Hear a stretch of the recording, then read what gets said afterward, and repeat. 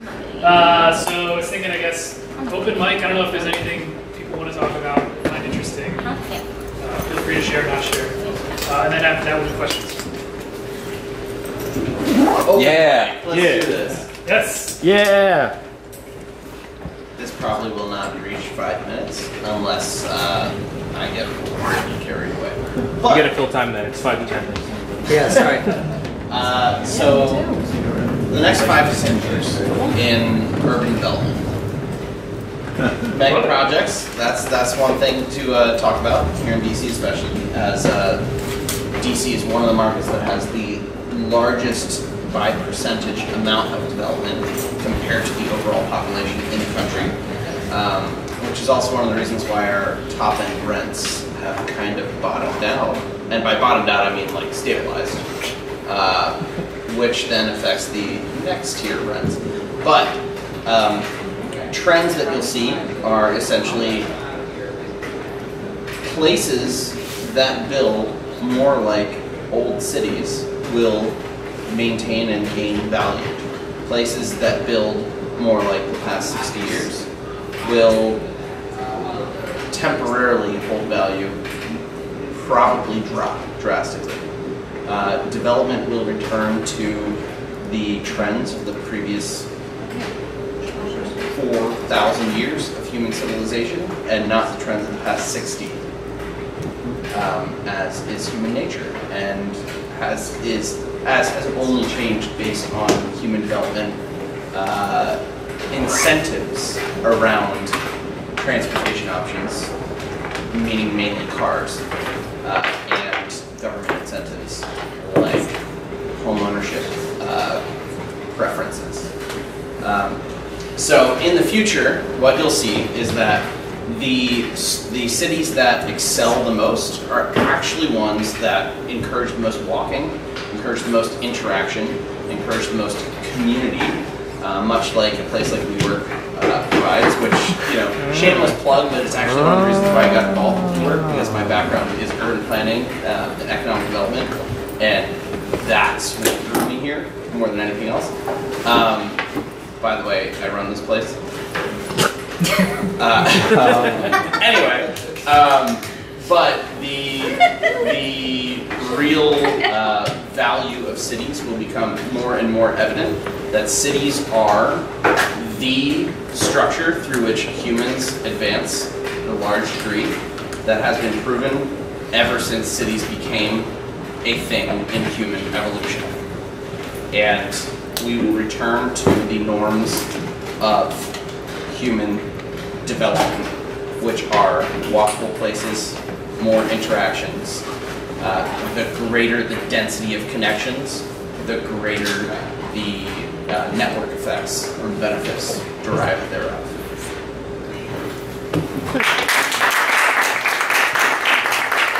Quick question. Yes. Where do you live? I live in Delray, Alexandria, where they're building a metro stop 3 blocks from my house. Ah, long-term effects. Yeah. But a long time.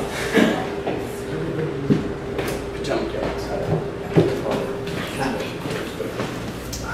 Anybody else? 7 to 10 years. I have a question for Nick Yes. about your Go up. presentation. Oh, Yeah, you got to go back up there. Back up. And because I'm far from the mic, you have to repeat my question as though I didn't say it. So like you're talking about how the total distance has changed, and how the past, like the 60-minute rule, affected how certain infrastructure came about. Mm-hmm. So in the case of Honolulu, it was about consolidating Yep. all of its airline infrastructure Yep. to a very one centralized hub. Yeah.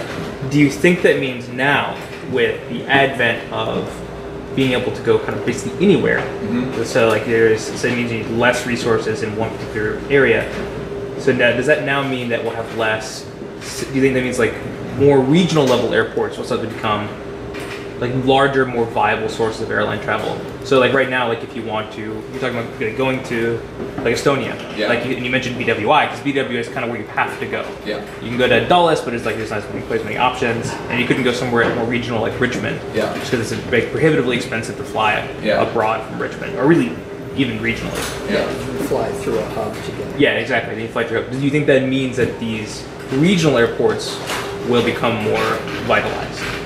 So I would say my guess is it would be where the question is: do you think the regional airports will become more revitalized and Or more viable, or more viable? Yeah.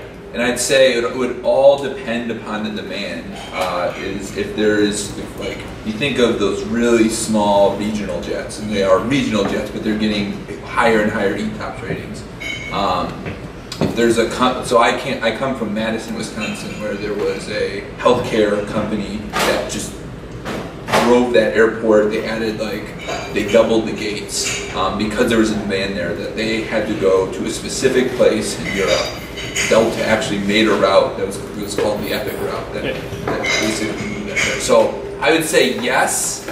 Landing fees are a lot smaller at the regional airports. So it'll actually, I think it'll take kind of the congestion away from the huge JFK, O'Hare, LAX, and all those sorts of airports. But I would caveat it, it's not just going to be like free for all and you can go from any airport to any airport ever. But it'll be, I'd say, more of a demand-driven thing as things in the airline industry typically are always economically driven. Do you think though, like at the risk of making this into a conversation, Yeah. that like when I lived in Richmond, I would travel to DC Yeah. to fly. Yeah. Because and I imagine that's true for a lot of Virginians, Yeah. especially like Central Virginians, like you have to go someplace else. Yeah. Like if you really want to travel like internationally or really Yeah. like anywhere outside of Yeah. 1 hour flight time. Yeah. And do you think though, as that means as it becomes more viable, that these small regional airports then potentially become true international airports, Yes. that it'll reduce the demand of having the reason BWI needs so many gates is because it had to be a hub. Yeah. And because it had to be a hub because of, you had to front load smaller, one piece of infrastructure. Yeah. But with that being reduced, you'll see kind of like this mixing effect where you have this reduction of demand on these more centralized places. Yeah. So then, as a result, these small airports then grow. Yeah. I definitely. So if you take your Richmond example, I think that yes, Richmond will have international routes. Maybe not to everywhere, but to maybe to Dublin, to Madrid, or some pretty central routes in Europe, for sure. That's good. Yes. Following up on that, I spent a lot of time in my professional life here in San Diego. Yeah. And one of the limitations to San Diego's expansion of more international flights was the length of its runway. Yes. And the city, and actually it was put to the voters that they didn't want to expand it, nor would they move it to another area. So, what do you think? Can you add a little perspective on the size of airports, especially small regional airports? Yeah. And are they willing to expand or grow bigger to ensure that they're able to take on some of the new demand? Yeah. So the question is, San Diego, they were unable to take international flights because their runways were too short. Yeah.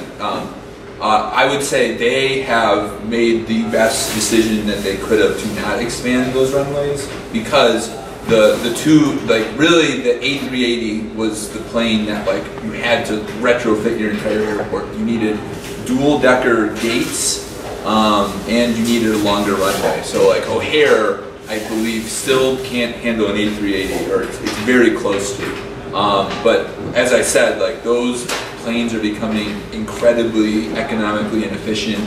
They're on the way out. So I'd say San Diego, they're going to be able to fly international flights without a longer runway, because the 787, the A350, they don't require a long runway. They're not big planes. I will say it probably will crank, part of the allure of the A380 is a cool experience, is they have a bar, there's an elevator, I will say that it's probably going to damage the experience of flying even more from what it is. You're going to see more Spirit Airlines sort of experiences, I think, on an international scale, is those you're going to be flying in what is like a Southwest plane for very long distances. So I would say San Diego did a great thing by not extending the runways, because the necessity to have long runways is not a big thing anymore. But yeah, it'll be interesting to see how those types of like a bunch of airports did go crazy, build new runways and new gates for these gigantic planes, which are going to become relics of the past pretty soon, I'd say. Yes? Where do we stand as far as increasing the speed of supersonic, etc.? Yeah, so that's That's another thing that piques my interest. So and by the way, I am in no way, I'm an aviation enthusiast. I don't have any, don't work for them, so I don't really know, but I do follow it very regularly. So the question is supersonic. What's the deal with that? So the Concorde was I would say you're not going to see supersonic flights in the next 5 to 10 years, or really for a really long time. So the two things is the main reason is the economic viability. Flying supersonically requires a ton of fuel. So if you saw what the inside of a Concorde, it was smaller than a 737. You couldn't fit a lot of people in there. The shape of it was very uncomfortable. It burned a ton of fuel. So unless you come with a gigantic revolution in supersonic engines, which I don't think is going to happen, you're kind of stuck with that. And then sonic booms are obviously with the 787, you can fly domestically. Like, you have the world at your fingertips. You don't have to only fly internationally, which is the case with supersonic. They're banned from flying over land. So regulations. So yeah. So I would say airlines aren't, unless they have a very demonstrated sort of use case for it, which I don't see happening anytime soon. They haven't changed since the 60s. It still takes 5 hours to fly across the sky. Yeah. That's amazing. 50 years ago. Yeah, it is. You wonder if there's some sort of breakthrough with higher altitudes, but really I think that is not going to change for a really long time. The economics of people pay for that, like that's the price that people are willing to pay to go that speed, that experience. It stinks, I'm a futurist. I'd love to get to London in an hour, but maybe there'll be some alternate form of transport too. Yeah. So to confirm, yes. You don't think that it will be commercially viable within the next potentially 10-year threshold? Correct. But do you think that there will be a technological case for expanding things like hyper-ram engines? High altitude, extremely high speed. I don't know. I think it'll take a Elon Musk type of personality just to be like, I don't care, we're going to do this, and people are going to love it. It will take a sort of very, very rich person who comes in and says, we're going to do this. Like going to space is kind of one of those things. It's like, you need someone to say, yeah, we're just going to go to space. But economically, just in the normal innovation cycle with how aviation is gone, I don't think anyone's really focusing on that. Yes? How are they able to establish these ratings to get these smaller planes to accommodate faster speeds and to do these flights in the airports? Was it the technology they used? Yeah, so most planes are actually pretty old. So, most of the planes you're flying on are built in the 70s. All the 737s, most of them built in the 70s. So part of it is, I think, there's a regulatory pressure to be more lenient with it. So to not, the FAA director in the 60s who came up with the 60-minute rule, he was quoted as saying, kind of like what the NRA guy goes, like, I'll die a cold, bloody death before a twin-engine jet flies across the Atlantic. He was, very resolute in not allowing that. So I think definitely there is a smaller regulatory, the airlines are good at lobbying, some So they're getting more lenient regulations. And then, the 787, I think, is the greatest example. Is that plane was built to be just incredibly efficient and built to kind of sort of these standards. As we, like airline says, we need to fly this wherever we want to go, and we don't want to invest this. We can't fill 500 people a day on it, so let's put 100 people, and we do have that demand. So the other thing, the question I have is, what about the ripple effects in terms of smaller planes don't get the people? Will that affect the price? And also, what about, if you wanted to go somewhere, you're going to have more flights. Instead of having everybody in one plane, you're going to have like 2 flights to accommodate the people who want to go somewhere. yeah, it'll be interesting to see what the price, like, so a lot of the prices are Atlantic are taxes. So it'll be interested to see that probably the Atlantic flights probably won't change as much. But That's why I think one of the things that maybe that won't happen is because of the price. Yeah. You're going to have a lot more people traveling. You're going to have, like, say, 100 people traveling. Yeah. It's going to take 2 flights. Yeah. As opposed to 1. Yeah, and I guess the thought is that rather than collect, like right now you only have 1 flight, but that's because all these people are collecting at the hub first to make it in a gigantic plane. So maybe the thought is that you are just you're doing it in 2 flights, but you're saving a bunch of small regional flights to a hub. Yeah, like what about the pollution?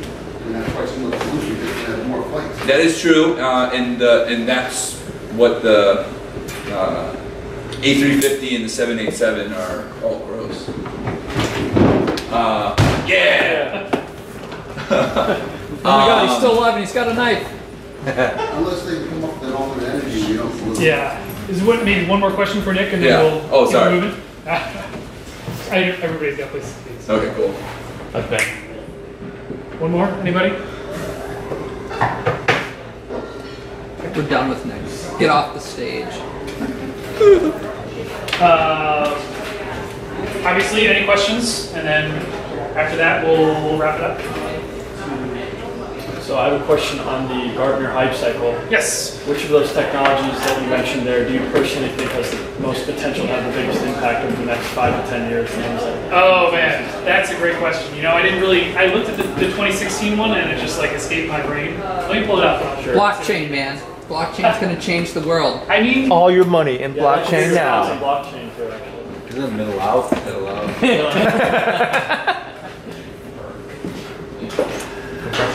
Are you ready for middle out? VR. So, one of the things I would say about I liked how you showed the inverse, like the R&D piece, but that cracks me up, man. When a company's still doing R&D, it is in their best interest to hype it as much as possible, and then eventually the R&D pays off and they're able to start delivering products, but the products aren't going to match the hype. Connection might have timed down. Oh, there we go. Okay, so the question, just in case the mic didn't pick it up, was what do I think is going to have the biggest effect in the next 5 to 10 years, or just 5 to 10 years?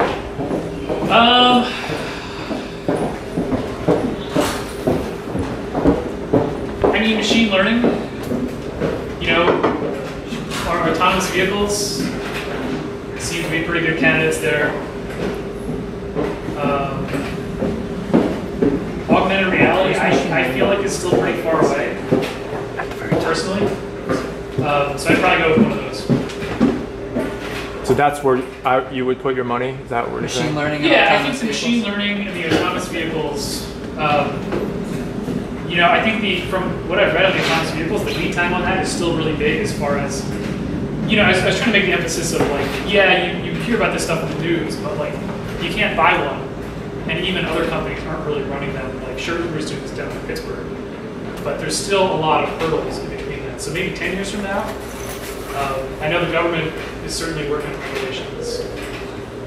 Probably machine learning, just because that stuff is already happening. Yeah. Those two are going to put the most people out of work, because machine learning is right. automating.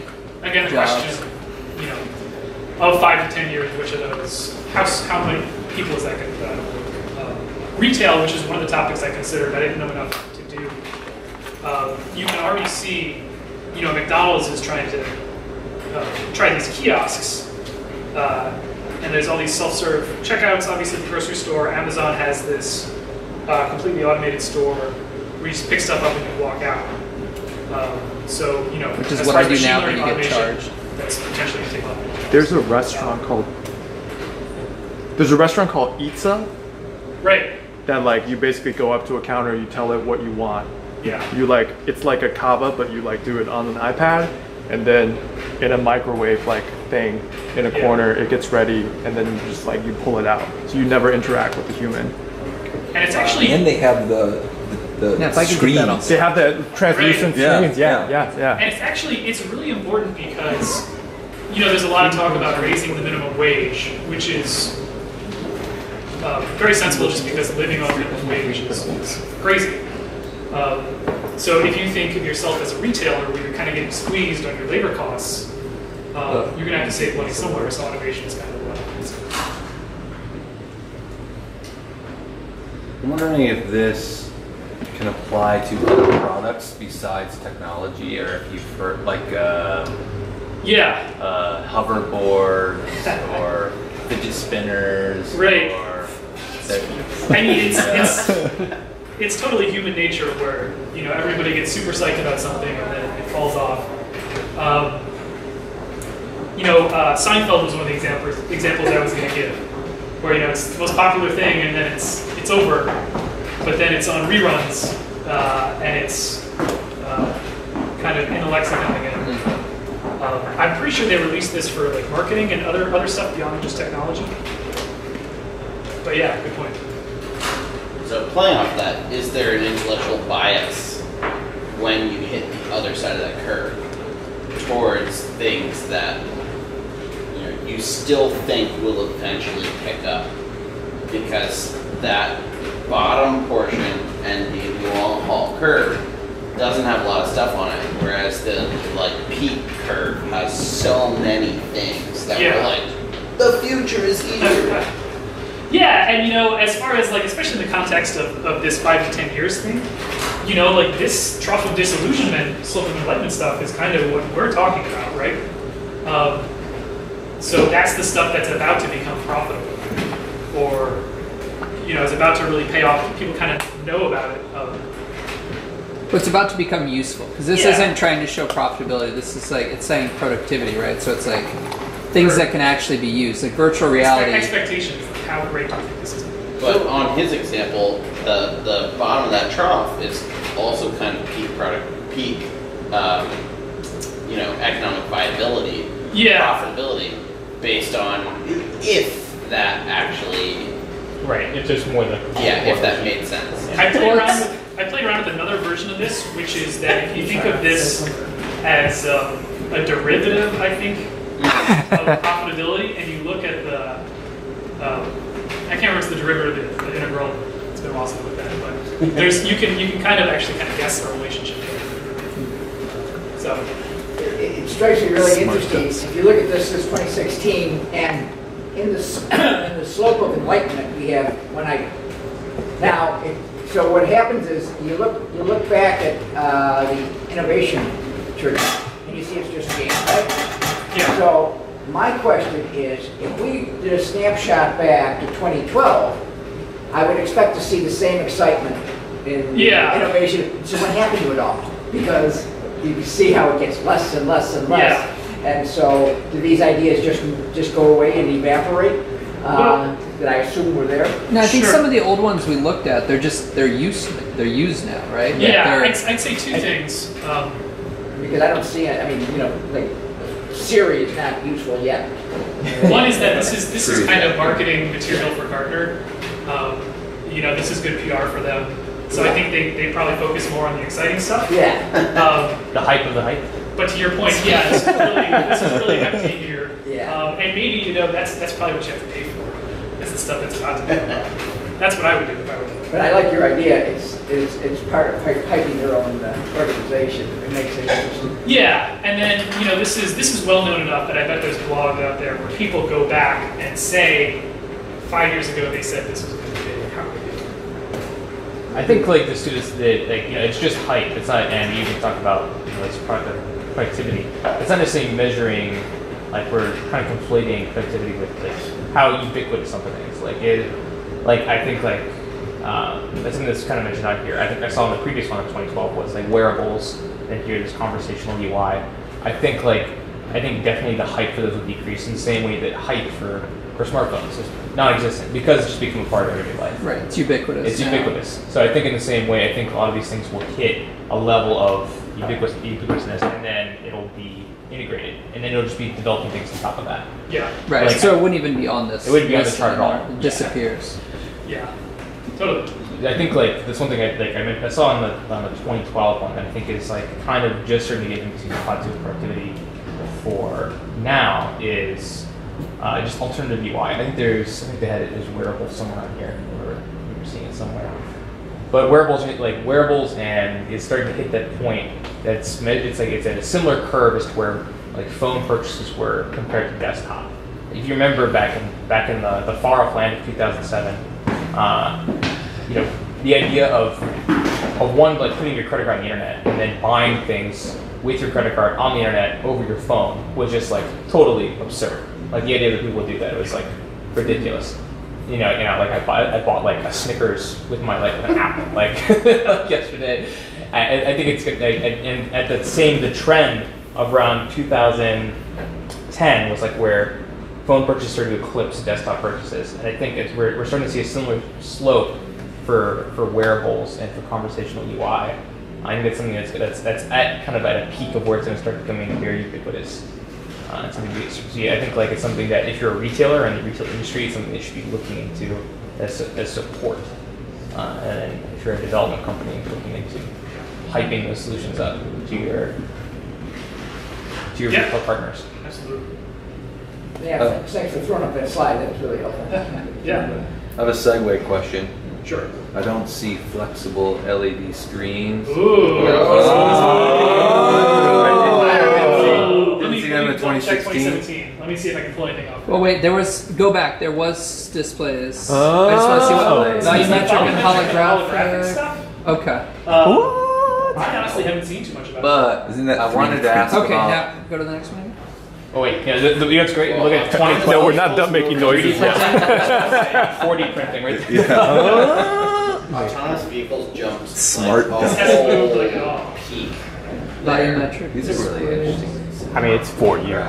I feel like this is really neat. I feel like a lot of this look like at it, futurology stuff is it's almost all like front-end development. Color, Like you just right? kind of like say some random words together, it's like immediately becomes a thing. Oh shit, Yeah. that's a good Well, that's a this good is also library. emerging Well, technology. the so- plateau. Yeah, I was like, this was like The plateau it's talking about is that plateau of productivity, though, not like. Understood. But I wanted to ask about the social implications of the displays, right? Are there like cool, I don't know, social entrepreneurship or something like that can help society out with those displays, or are they just cool things, or anything else on the emerging stuff that's happening right now that it would be good for that's a good society question. or developing countries or anything like that, So question about, what kind of social impact, hopefully for good, if I'm paraphrasing correctly, would the display stuff have? Off the top of my head, I would just think that stuff is getting cheaper. So being able to get more smartphones into people's hands, potentially computers in schools, all that kind of stuff, would be, off the top of my head, probably the biggest thing. That's not really anything new. I mean, just a smartphone and a TV, it still has good ways to go to get into the rest of the world. So I don't think you really need anything bendy at that point. But also the shatterproof thing is probably useful. So more durable screens. Thinner and thinner screens mean you can put them in more places. Yeah. Even just getting like better like cell phone tech into like the third world would help without too much additional infrastructure requirements. Being able there's in East Asia there's a big emphasis on on mesh network communication. So because often the government